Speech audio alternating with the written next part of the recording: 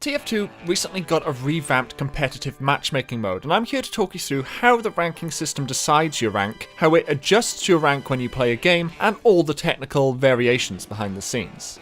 First things first, this is a ranking system, not a ladder system. In other words, the idea for you as a player is not to climb to the top rank purely over time, but instead to climb up the ranks only if your skill actually gets better in comparison to everyone else's. You may be familiar with the term ELO or Glicko or Glicko 2. These are all pre-existing mathematical systems created in order to help give a numerical value to a person or team of people's skill. ELO is a rating system developed by RPad ELO to rank chess players, and Glicko is another system for ranking players in chess as well as other board games. In the case of TF2 and many other competitive games, you will often hear the term ELO or Glicko used to explain the matchmaking algorithms.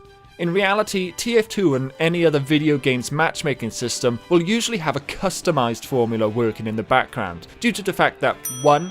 They're team games, so the formulae have to take into account both individual and team factors, and 2. Chess and Team Fortress 2 are, and I think it's fair enough for me to say this, quite different games.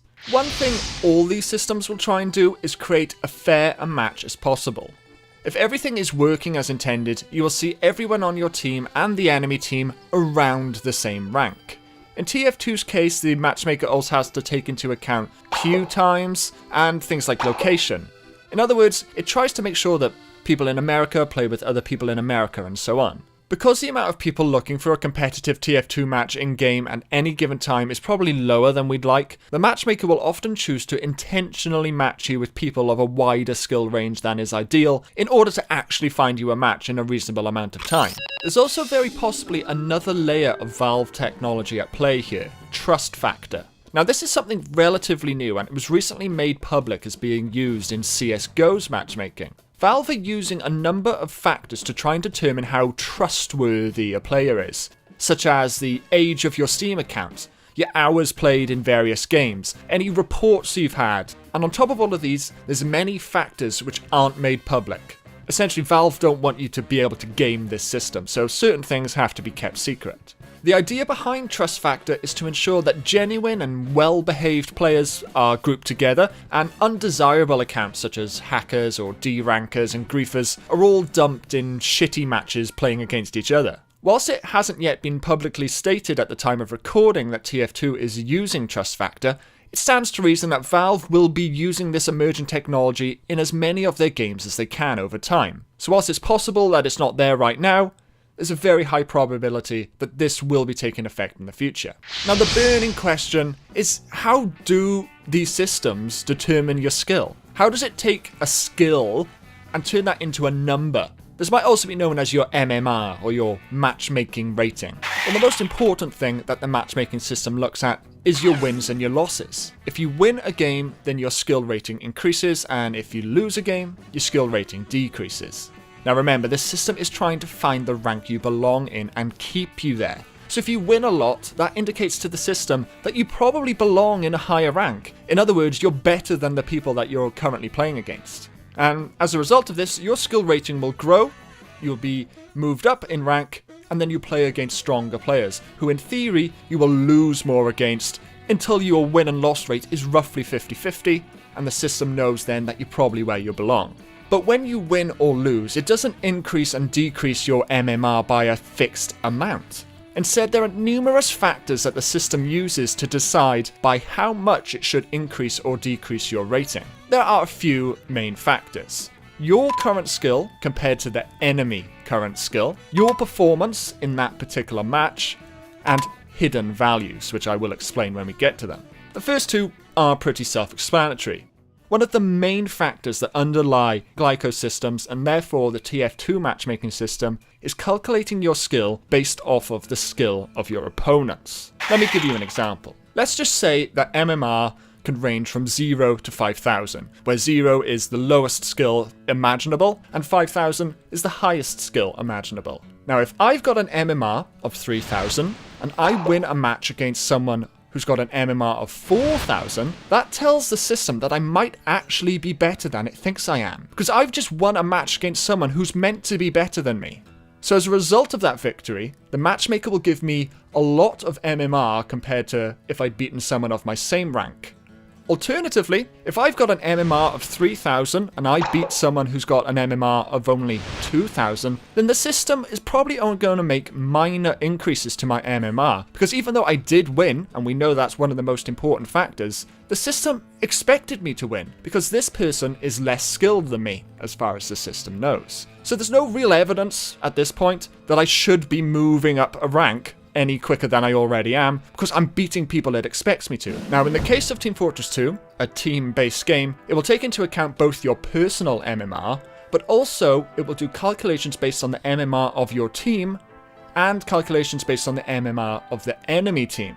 And again, based on those sort of examples we just gave, if you beat people who are generally higher MMR than you, that's a suggestion to the system that actually you may be higher ranked than where you're currently playing. Similarly, if you beat a team whose MMR is generally lower than your team's MMR, it was expecting you to win that anyway. So even though you won, your MMR goes up, it doesn't go up by as much as if you'd beaten people better than you.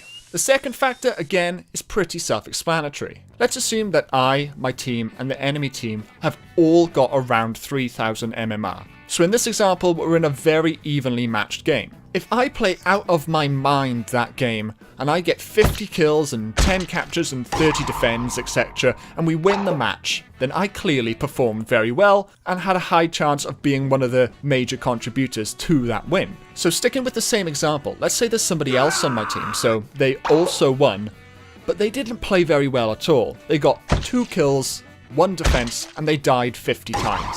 Even though we both won that match because we were on the same team, my performance suggests that I did a lot more to help us win. So even though we both won, and even though we've both got similar MMR, and we played against enemies with a very similar MMR, those matchmaking calculations at the end of the match will factor in the fact that I played better, and my MMR will increase by a higher amount than my teammates. But remember, it was a win, so his MMR will go up, just by not as much as someone on his own team who played better. There's not always a definitive and measurable answer as to the moment or moments which flip a match so one or the other team wins. Whilst it will try and give some credit to the players who play better statistically, the most weighted factor will always simply be the win or the loss, because we just can't measure the most impactful moments necessarily. Now, the third factor I mentioned earlier is hidden values. These are extra parts of the mathematical formula that sit behind your MMR, and they're taken into account when the game decides how much to change your MMR by when you win or lose. In other words, your MMR isn't just this one number. There's also several other values behind the scenes that create this number and affect its increase or decrease. Whilst there may be several actual individual values used behind the scenes, these hidden values can largely be summarized as the matchmaker's confidence in your MMR. Essentially, if the matchmaker's got a lot of data on your current skill, then its confidence increases. If the matchmaker is very confident that you're already in the correct or close to your correct rank, then it's going to change your MMR by smaller amounts each time you win or lose. Conversely, if you've got a low confidence value assigned to your MMR, then each win or loss will change your MMR by a larger amount, because the system is still unsure where you belong, so it's essentially testing your performance against a wider range of players in order to get more data about how well you play and increase its confidence, and essentially find where you truly belong. And as I sort of alluded to just then, it's the enemy's MMR's confidence that also impacts your MMR's calculations. If you play against someone or a team who've got really low confidence values on their MMRs, then regardless of how confident the system is in your MMR, you're not likely to see much of a change. What is essentially happening in those situations is that the matchmaker is saying, well, you won or lost, but honestly, I don't really know if I expected you to win or lose, because I don't actually know the skill of the enemy that confidently. So as a result, I will adjust your MMR because you won or you lost, but only by very small amounts. I've seen a lot of anecdotal claims from players in the last few weeks who are getting 0 or just 1 MMR change when they win. And that's almost definitely because of this low confidence in the enemy's MMR. When this happens to you, you're probably playing against players who've only just done their placements or are still doing their placements. So even though you may have beaten them, the matchmaker doesn't know their skill, so it doesn't actually know if you were supposed to win or not. So it's not going to do any wild movements to your MMR, and is in fact probably actually gathering more data from your MMR in order to inform what it should do to the players who have not yet got a high confidence as MMR. I just want to quickly say thank you to Uncle Dane and Paiser, who both sent me some correspondence with actually one of the TF2 developers who confirmed that this is the probable reason for low MMR gains. The TF2 devs have also commented that they are considering adding a minimum MMR gain because, let's be fair, getting an MMR increase of 1 or less than 1, which visually rounds to 0, is obviously not a very fulfilling experience. So, as a result of these hidden values like confidence, ranks will not change at a specific MMR value. In other words, there isn't a specific number MMR which will guarantee a rank up to Death Merchant or any other rank. For example, my MMR is 1648 and I'm rank Executioner 2. But what we don't see is my hidden values, which are also dictating my rank. In reality, my MMR, when taking into account my confidence value, is actually a range. At low confidence, my MMR could actually be the entire range of 1200 to 2200, or at a high confidence it might be a much smaller range, such as 1600 to 1700. Either way, my visible MMR is not my rank. And it's for this reason that you might see two people in the same rank with widely different MMRs, or you might see people in different ranks despite having similar MMRs.